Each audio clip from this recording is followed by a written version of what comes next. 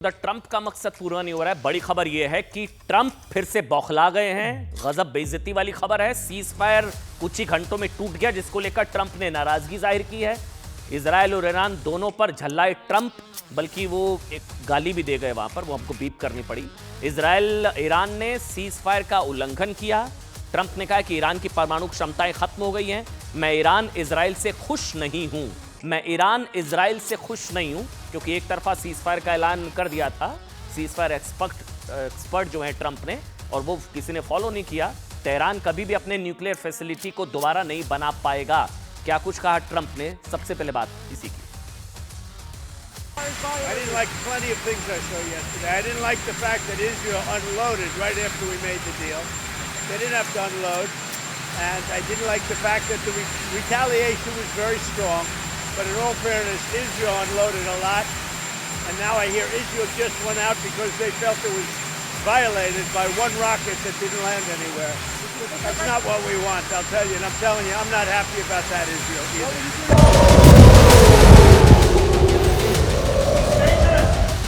זה משטר שרוצה לחסל אותנו, רוצה לחסל את קיומנו. ולכן יצאנו למבצע הזה, לסלק את שני האיומים הקונקרטיים על קיומנו. איום הגרעין ואיום הטילים הבליסטיים. הפסקת האש נכנסה הבוקר לתוקפה. הבוקר ניתן לומר, צה"ל עמד בצורה מלאה בכל היעדים שהוגדרו במבצע עם כלביא.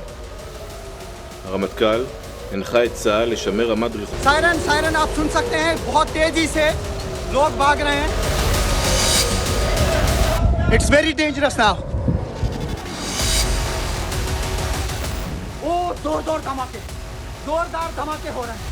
ये देख सकते हैं आप. जोरदार दो धमाके हैं, उसके बगैर भी हवा में मुझे ये देख सकते हैं आप. कोई भी आदमी इर्द गिर्द नहीं दिखेगा, सिर्फ न्यूज़ 18 इंडिया की टीम यहाँ पर मौजूद है.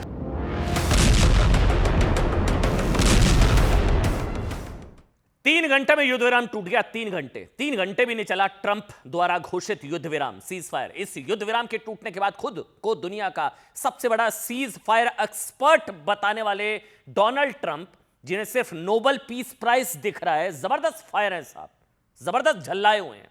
क्योंकि ईरान इजराइल खुद को लेकर ट्रंप का क्रेडिट कार्ड फेल हो गया, ट्रंप कार्ड फेल हो गया। इस सीज फायर के टूटने के बाद ट्रंप ने कहा कि ईरान और इजराइल दोनों से वो बहुत नाराज है। अब ईरान और इजराइल के बीच युद्ध का राउंड 2 शुरू होगा या नहीं, ये पूरी तरह से ईरान पर डिपेंड करता है, क्योंकि पिटाई ईरान की हुई है। इजराइल के लिए बड़ी बात यह है कि उसने 12 दिनों में युद्ध में ईरान का पाकिस्तान वाला हाल कर दिया। ये लगभग वैसा ही हुआ जैसे यहां भारत और पाकिस्तान की जो जंग हुई थी, तो हमने इतने थप्पड़ मारे थे पाकिस्तान को कि पाकिस्तान को सरेंडर करना पड़ा था। वो वैसा ही हुआ है इजराइल और ईरान के बीच में भी। ईरान को इतने थप्पड़ पड़े हैं, इजराइल ने मकसद पूरा किया, ईरान सरेंडर वाले मोड में आ गया और ईरान का पाकिस्तान वाला हाल हो गया। वो भी सभी टारगेट अचीव करने के बाद जो इस युद्ध के लिए निर्धारित इजराइल ने किए थे। इजराइल क्या चाहता था समझिएगा, कि ईरान परमाणु बम ना बना पाए, परमाणु बम ना बना पाए। यह टारगेट ईरान के परमाणु ठिकानों पर बमबारी से हासिल हो चुका है। ठीक, ये मैं क्यों कह रहा हूं ईरान का जो है पाकिस्तान वाला हाल। इजराइल क्या चाहता था कि ईरान के परमाणु केंद्र ध्वस्त हों, इजराइल ने यह टारगेट अचीव कर लिया। इजराइल क्या चाहता था कि ईरान में परमाणु बम बनाने की शक्ति ना बचे, जो ट्रंप भी कह रहे हैं अब नहीं बची है। इसके लिए इजराइल ने ईरान के टॉप मोस्ट परमाणु वैज्ञानिक खत्म कर दिए। इजराइल ने साहब ठीक भारत की तरह वो टारगेट अचीव किए जो उसके लिए जरूरी थे। पाकिस्तान के खिलाफ भारत के ऑपरेशन सिंदूर और ईरान के खिलाफ इजराइल के युद्ध में कितनी समानताएं हैं ना, ये बात आप 2 तस्वीरों के जरिए समझ सकते हैं। मैं आपको बताऊंगा। देखिए, भारत ने 6 मई की रात पाकिस्तान के आतंकी अड्डे तबाह करने के लिए ऑपरेशन सिंदूर शुरू किया। रात के अंधेरे में जब वो नमाज पढ़ने जा रहे थे, वो शुरू होने वाली थी, वो जो कहा था उतने में आके मार दिया भारत ने सुबह। और इस ऑपरेशन में भारत ने पाकिस्तानी आतंकवादियों के 9 अड्डे तबाह किए। पाकिस्तानी आतंकवादियों की मदद करने पर पाकिस्तानी सेना के 11 एयरबेस तबाह किए। 150-200 आतंकवादी मार दिए। पाकिस्तान की परमाणु अकड़ तोड़ दी, मिट्टी में मिला दी। ऑपरेशन सिंदूर के 38 दिन बाद इजराइल ने 13 जून दूसरी तरफ ईरान के खिलाफ ऑपरेशन राइजिंग लायन लॉन्च किया। ऑपरेशन सिंदूर राइजिंग लायन ईरान के परमाणु केंद्रों को मिट्टी में मिला दिया, ईरान की गलतफहमी दूर कर दी कि इजराइल से युद्ध, ये मुस्लिम वर्ल्ड उसका साथ देगा। ये बहुत इंपॉर्टेंट है। मुस्लिम वर्ल्ड में कैसे बंटवारा हो गया ना, ये भी मैं आज आपको बताऊंगा। ऑपरेशन सिंदूर के बाद पाकिस्तान ने दुनिया भर से सीज फायर के लिए मदद मांगी। पाकिस्तान गिड़गिड़ा रहा था कि भारत से बचा लो, भारत से बचा लो, मांगी थी। कल ही पाकिस्तान ने कबूल किया था कि उसने सऊदी अरब के प्रिंस सलमान से सीज फायर के लिए गुहार लगाई थी, जिसके बाद सऊदी अरब ने भारत के विदेश मंत्री एस जयशंकर से बात की। ठीक इसी तरह ऑपरेशन राइजिंग लायन के बाद कहा जा रहा है कि खामनेई की अपील पर कतर ने सीज फायर में बड़ी भूमिका निभाई। ईरान का पाकिस्तान वाला हाल।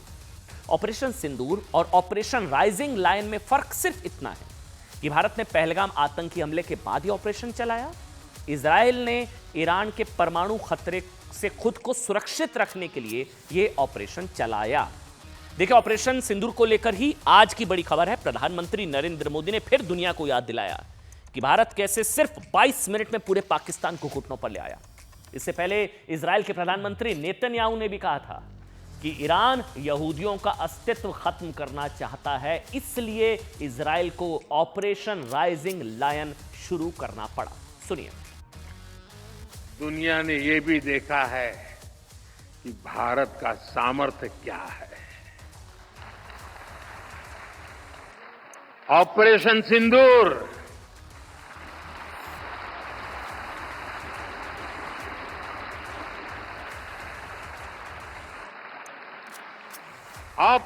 सिंदूर आतंकवाद के खिलाफ भारत की कठोर नीति को दुनिया के सामने एकदम स्पष्ट कर दिया है। हमने दिखा दिया है कि भारतीयों का खून बहाने वाले आतंकियों के लिए कोई भी ठिकाना सुरक्षित नहीं है।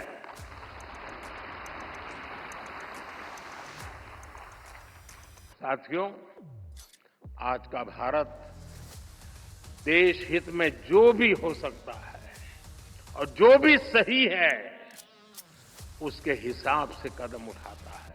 אין לי ספק שזה משטר שרוצה לחסל אותנו, רוצה לחסל את קיומנו. ולכן יצאנו למבצע הזה לסלק את שני האיומים הקונקרטיים על קיומנו. איום הגרעין ואיום הטילים הבליסטיים. אנחנו מתקדמים צעד אחר צעד להשגת המטרות הללו, אנחנו מאוד מאוד קרובים להשלמתם. इस बीच एक बड़ी खबर आपको बता दें, सीज फायर का स्वागत भारत ने किया है। भारत की तरफ से ऑफिशियल प्रतिक्रिया, आधिकारिक प्रतिक्रिया आ गई है। ईरान और इजराइल के बीच संघर्ष विराम का स्वागत भारत ने किया है।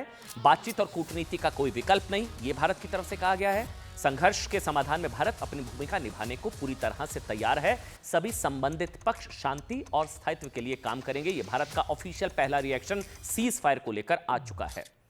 अब आपको बताते हैं कि आज दुनिया में क्यों ये सवाल उठ रहा है कि ट्रंप जो है ना, अमेरिका के राष्ट्रपति ट्रंप ने पहले युद्ध भड़काया, पहले भड़काओ फिर सुलझाओ, पहले खुद युद्ध भड़काया, फिर नोबेल पीस प्राइज पर दावा ठोकने के लिए सीज फायर का एक्सपर्ट या हीरो बनने की कोशिश की और फिर मुंह की खाई। लेकिन इजराइल और ईरान ने उन्हें फ्लॉप कर दिया। डोनाल्ड ट्रंप ने आज सुबह 10:38 पर सोशल मीडिया पर यह पोस्ट किया था, जिसमें उन्होंने लिखा था, दावा किया था साहब, युद्ध विराम अब प्रभावी है, कृपया इसे ना तोड़ें। डोनाल्ड ट्रंप का पोस्ट आया ये 10:38 10:38 AM। युद्ध विराम अब प्रभावी है, कृपया इसे ना तोड़ें। पहले भड़काओ फिर खुद मारा था ईरान के परमाणु ठिकानों पर। ट्रंप के इस ऐलान के कुछ ही मिनटों के भीतर इजराइल में ईरान की मिसाइलों ने तबाही मचा दी। ईरान ये मिसाइल अटैक सीज फायर की सहमति देने से ठीक पहले किया था और इजराइल पर 20 मिसाइलें दागी थी, 20। अब देखिए, इजराइल का दावा है कि आज सुबह 7 बजे से सीज फायर लागू किया गया था, लेकिन 7:06 पर ईरान ने इजराइल पर एक मिसाइल दागी और फिर करीब 10 बजे 2 और मिसाइलें दाग दी। ईरान की इन मिसाइलों ने इजराइल के बीर शेवा इलाके में तबाही मचाई। बीर शेवा इलाके की एक इमारत बुरी तरह, चाहिए वो तस्वीरें भी आ गई थी, ये पूरी तरह से तबाह हो गई, ये सारी तस्वीरें आ गई थी। इस हमले में 4 लोगों के शव बरामद हुए, 7 लोगों को रेस्क्यू किया गया। ये सब सीज फायर चल रहा था। सीज फायर के बाद ईरानी हमले में अपने 4 नागरिकों की मौत से इजराइल का खून खौल उठा। ट्रंप वहां सीज फायर का ऐलान कर रहे हैं, नोबेल पीस प्राइज की मंशा है उनकी। ट्रंप के सीज फायर के ऐलान के 3.5 घंटे 27 मिनट हुए थे। 3 घंटे 27 मिनट बाद इजराइल ने ईरान पर सीज फायर के उल्लंघन का आरोप लगाते हुए करारा जवाब देने का ऐलान कर दिया। यानी कि ट्रंप के ऐलान के बाद मिडिल ईस्ट में जंग रुकने की जो उम्मीद जगी थी 3.5 घंटे में खत्म हो गई साहब। और ईरानी हमले के बाद इजरायली रक्षा मंत्री ने आईडीएफ को तेहरान में सरकारी ठिकानों पर हमले का आदेश दे दिया। उन्होंने क्या बताया? उन्होंने बताया कि उन्होंने आईडीएफ को ईरान द्वारा सीजफायर तोड़ने के बाद तेहरान के बीचों बीच ईरानी शासन के ठिकानों पर जोरदार हमलों के साथ मुंहतोड़ जवाब देने का ऑर्डर दे दिया है। वहां ट्रंप अपना खेल रहे हैं सीज फायर, यहां ये लोग आपस में लड़ मर रहे हैं। भविष्य में भी ऐसा ही किया जाएगा। ट्रंप बौखला गए, इजराइल से नाराज हूं, मैं ईरान से नाराज हूं। इजराइल कैट्स के इस बयान से यह तय हो गया कि जब तक ईरान हमले नहीं रोकेगा तब तक इजराइल चुप नहीं बैठेगा। ईरान को सरेंडर करना पड़ेगा, खामनाई को सरेंडर करना पड़ेगा। वहीं इजराइल के रक्षा मंत्री जो हैं उन्होंने कहा कि अमेरिकी राष्ट्रपति द्वारा युद्ध विराम की घोषणा के 3.5 घंटे के अंदर ईरान की ओर से उत्तरी इजराइल की ओर गोलीबारी शुरू हो गई। पूर्व रक्षा मंत्री उन्होंने कहा कि हमें संकोच नहीं करना चाहिए, हमें पीछे नहीं हटना चाहिए, हमें तुरंत जवाब देना चाहिए। तो ये आप देख सकते हैं एक्सक्लूसिव विजुअल्स, किस तरीके से यहाँ पे इजरायली फोर्सेस ये ऑपरेशन चला रहे हैं और हर तरफ से उन लोगों को अब ढूंढा जा रहा है जो बताया जा रहा है कि मलबे के नीचे दबे हो सकते हैं। गाड़ियों को चेक किया जा रहा है।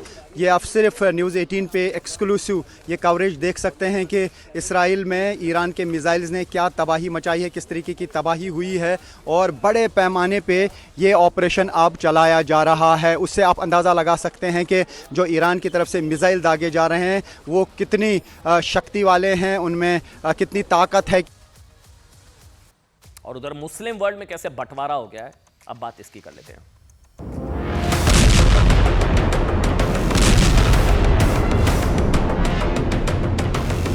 अफसोस तो मुझे इस बात का है, मुस्लिम ममालिक जो वहां पे है वो चुपचाप बैठे हो तमाशा देख रहे हैं। आज इसका हाल यह है।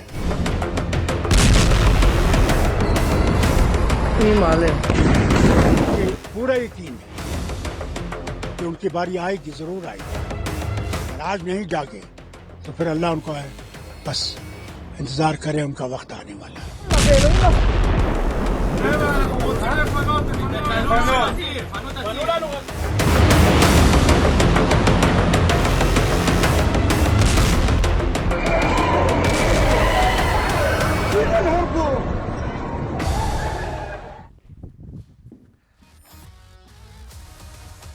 देखा, आपको बता दें ईरान इजराइल युद्ध में 12 दिन तक चले भयंकर युद्ध के बाद युद्ध विराम लागू हो चुका है। इस युद्ध का सबसे बड़ा सबक ईरान समेत उन मुस्लिम देशों को मिल गया साहब जो अब तक इस्लामिक एकता, मुस्लिम ब्रदरहुड या जो उम्मा का कॉन्सेप्ट कहा जाता है उसको सच मानते थे। क्योंकि मुस्लिम वर्ल्ड कहने को तो साथ था लेकिन उस तरह से युद्ध में साथ नहीं दिया ईरान का। इजराइल और ईरान युद्ध में ना तो 57 मुस्लिम देशों की वो एकता दिखी, ना ही मुस्लिम ब्रदरहुड दिखाई दिया। ईरान के खिलाफ युद्ध की शुरुआत में पूरे मुस्लिम वर्ल्ड ने ईरान के समर्थन में बड़ी बड़ी बातें की थी, बड़ी बड़ी बातें, जैसे यूक्रेन के समर्थन में अमेरिका ने की थी लेकिन साथ नहीं दिया था। जब याद है आपको युद्ध चल रहा था रूस यूक्रेन, तो अमेरिका यूक्रेन के समर्थन में था लेकिन पीछे से। इसी तरह मुस्लिम वर्ल्ड ने समर्थन की बात की कि ईरान के साथ खड़े, ईरान के साथ खड़े, लेकिन कोई भी मुस्लिम मुल्क बातों से आगे नहीं बढ़ा। ईरान अकेला पड़ गया, मुस्लिम ब्रदरहुड कहां गया पता नहीं, पूरा बंटवारा हो गया। उल्टा क्या हुआ, जॉर्डन और पाकिस्तान जैसे मुस्लिम मुल्कों ने खुलकर या चोरी छिपे इजराइल की मदद कर दी। मुनीर तो मिलने चले गए थे ट्रंप से पाकिस्तान, उन्हें मीर जाफर बताया जा रहा है कि गद्दारी तो असली मुस्लिम वर्ल्ड से पाकिस्तान ने की, मुनीर ने की। जॉर्डन ने इजराइल के खिलाफ दागी गई ईरानी मिसाइल को मार गिराया। पाकिस्तान के सांसद हामिद रजा ने दावा किया कि अमेरिका ने उनके देश के एयर स्पेस और बंदरगाह का इस्तेमाल किया। आशंका जताई जा रही है कि ईरान पर जो हमला अमेरिका ने किया वो पाकिस्तानी एयर स्पेस और पाकिस्तानी जो है उनकी जमीन का इस्तेमाल हुआ। सिर्फ यही नहीं, ईरान के खिलाफ पाकिस्तान की गद्दारी का एक डिजिटल सबूत भी आ गया। यह सबूत फ्लाइट रडार 24 वेबसाइट के जरिए मिला। फ्लाइट रडार 24 ने ईरान की परमाणु साइट्स पर हमले से ठीक पहले ईरान पाकिस्तान बॉर्डर पर अमेरिका के एक जासूसी विमान को ट्रैक किया। ऐसा नहीं है ईरान को नहीं पता पाकिस्तान की इस हरकत के बारे में। ईरान को अंदेशा है कि गद्दारी पाकिस्तान ने की है, मुनीर ने की है। मुनीर ही गद्दार है, मुनीर ही मीर जाफर है। ईरान को अंदाजा है क्योंकि अमेरिका के जासूसी विमान को ईरान ने ट्रैक किया। अमेरिका के इस विमान का इस्तेमाल हमले की जगह डेटा भेजने के लिए भी किया जाता है। इस डिजिटल सबूत से साफ हो गया साहब कि पाकिस्तान ने ईरान की पीठ में विश्वासघात का खंजर मारा। इसके अलावा कल जब ईरान ने मिडिल ईस्ट के मुस्लिम मुल्क कतर में अमेरिकी सेना के बेस पर हमला किया तो अमेरिका से ज्यादा दर्द पाकिस्तान को हो गया। पाकिस्तान ने ईरान के हमले के खिलाफ गुस्सा दिखाया कि कतर पर क्यों मार दिया, ईरान पर सवाल उठाए। वहीं सुन्नी मुल्क, ये पूरा शिया सुन्नी भी हो गया आपस में, सुन्नी मुल्क सीरिया ने भी ईरान का दोस्त होते हुए भी दुश्मन का साथ दिया। इजराइल ने ईरान पर हमलों के लिए सीरिया के हवाई क्षेत्र का इस्तेमाल किया, लेकिन इजराइल को रोकना तो दूर, सीरिया ने प्रतिक्रिया तक नहीं दी। सवाल है साहब, जॉर्डन, सीरिया, पाकिस्तान, मुस्लिम देश, मुस्लिम ब्रदरहुड ईरान के साथ खड़े होने की बजाय इजराइल की मदद क्या कर रहे थे? जॉर्डन, पाकिस्तान के अलावा दुनिया के 54 मुस्लिम देश ईरान की पिटाई का तमाशा क्यों देखते रहे? ये मुस्लिम उम्मा और मुस्लिम ब्रदरहुड कहां चला गया? क्या इसके पीछे ईरान की परमाणु शक्ति बनाने की जिद है या फिर ये मुस्लिम वर्ल्ड में शिया सुन्नी का झगड़ा है? इस बार मुस्लिम वर्ल्ड ने इजराइल के खिलाफ लड़ाई में ईरान को अकेला क्या इसलिए छोड़ा क्योंकि ईरान का परमाणु शक्ति संपन्न होना सिर्फ अमेरिका, इजराइल नहीं, सऊदी अरब, यूएई जैसे देशों के लिए भी चिंता की बात है। इसके अलावा यह भी कहा जाता है कि पाकिस्तान भी नहीं चाहता कि उसके अलावा कोई और मुस्लिम देश परमाणु शक्ति संपन्न देश बने। ध्यान देने वाली बात यह है साहब कि सऊदी अरब, यूएई और पाकिस्तान तीनों ही सुन्नी देश हैं, जबकि ईरान एक शिया बहुल देश है। शायद यह भी वजह हो सकती है कि पाकिस्तान और सऊदी अरब जैसे सुन्नी देशों को लगता है कि ईरान जैसा शिया देश अगर परमाणु बनाने में कामयाब हुआ तो खतरा सिर्फ इजराइल को नहीं बल्कि उसके लिए भी हो सकता है, क्योंकि ईरान खुद को शिया मुस्लिम देशों का लीडर मानता है और पूरी दुनिया के मुस्लिम देशों का खलीफा बनना चाहता है। ईरान ने इराक, सीरिया, लेबनान, यमन में शिया मिलिशिया खड़े किए। इसके अलावा सऊदी अरब, यूएई जैसे प्रभावशाली सुन्नी मुस्लिम देशों को लगता है कि ईरान पूरे मिडिल ईस्ट में शिया प्रभाव बढ़ा रहा है। सऊदी, यूएई, पाकिस्तान जैसे सुन्नी देश ईरान की प्रॉक्सी हूती को सीधे अपने लिए खतरा मानता है, हूती जो आतंकी है। इसलिए बड़ा सवाल है कि ये क्या शिया सुन्नी की जंग की वजह से मुस्लिम देशों ने, मुस्लिम वर्ल्ड टुकड़े टुकड़े हो गया, ईरान अकेले छूट गया? क्योंकि इससे पहले अप्रैल 2024 में जब दमिश्क में ईरानी दूतावास पर जब हमला हुआ तो इजराइल पर हमला करने में लेबनान, इराक और यमन जैसे मुस्लिम देशों ने खुलकर ईरान का साथ दिया। हैरानी की बात यह भी है कि जिस ईरान ने इजराइल के खिलाफ लेबनान के आतंकी संगठन हिजबुल्लाह और हमास की भरपूर मदद की, उन्होंने भी युद्ध में ईरान का साथ नहीं दिया। और सुन्नी देश तुर्की ने भी ईरान की मदद के लिए सिर्फ बातों से काम चलाया, जबकि ये तुर्की ईरान का साथ नहीं दिया। लेकिन यही तुर्की था जिसने ऑपरेशन सिंदूर के वक्त पाकिस्तान की मदद के लिए सिर्फ अपने जहाज भेज दिए थे, बल्कि न सिर्फ जहाज बल्कि पाकिस्तान को बहुत बड़ी तादाद में वो तुर्की के फाइटर ड्रोन्स भी दिए थे जो भारत में गिराने की कोशिश हुई थी। सुन्नी मुल्क तुर्की ने शिया मुल्क ईरान की बातों के अलावा कोई मदद नहीं की। इसी बात की चिंता भारत ने नेशनल कॉन्फ्रेंस के अध्यक्ष फारूक अब्दुल्ला ने भी जताई थी। फारूक अब्दुल्ला ने कहा था कि वो इस बात से चिंता में है कि ईरान पर हमलों को लेकर मुस्लिम वर्ल्ड खामोश है। सुनिए। अफसोस तो मुझे इस बात का है, मुस्लिम ममालिक जो वहां पे हैं वो चुपचाप बैठे हो तमाशा देख रहे हैं। आज इसका हाल यह है, कल दूसरों का भी हाल होगा। मैं आपको बता देता हूँ, कल दूसरे भी इसमें आएंगे और अमेरिका उनको भी खत्म करने की कोशिश करेगा जो आज खामोश है। मगर मुझे पूरा यकीन है कि उनकी बारी आएगी, जरूर आएगी।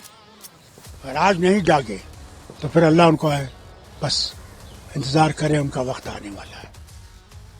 उधर आपको बता दें, सरेंडर पर सियासी घमासान यहां भारत में भी मचा हुआ है। सीज फायर का मतलब कभी सरेंडर नहीं होता। यह बात आज दुनिया को इजराइल ईरान युद्ध से भी समझ में आ गई, लेकिन शायद कांग्रेस ये बात नहीं समझना चाहती। इसलिए कांग्रेस पाकिस्तान के साथ सीज फायर को प्रधानमंत्री नरेंद्र मोदी के खिलाफ मुद्दा बना रही है। इसलिए आज कांग्रेस ने एक वीडियो रिलीज किया जिसमें नरेंद्र को सरेंडर फिर से बताया गया। यहां पाकिस्तान की कमर तोड़कर रख दी है भारत ने, लेकिन कांग्रेस सरेंडर से आगे नहीं बढ़ पा रही है। यह वीडियो कांग्रेस पर ही बैकफायर कर गया। यह सरेंडर युद्ध में कांग्रेस हारती नजर आ रही है, क्योंकि इस वीडियो ने बीजेपी को कांग्रेस के खिलाफ इतिहास के सारे सरेंडर वाले चैप्टर खोलने का पूरे मौका दे दिया। वो वीडियो आपको दिखाते हैं, किस तरह से पूरे विवाद को लेकर क्या रिएक्शन है वो दिखाते हैं आपको। नाम मेरा सरेंडर काम मेरा।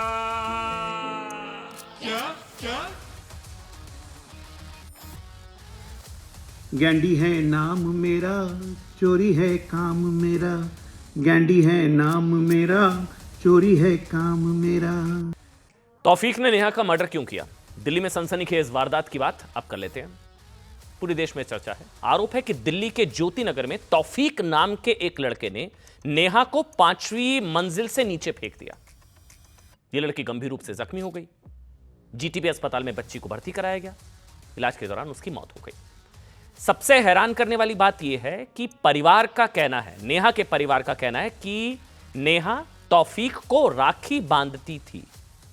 तौफीक उसके पड़ोस में रहता था।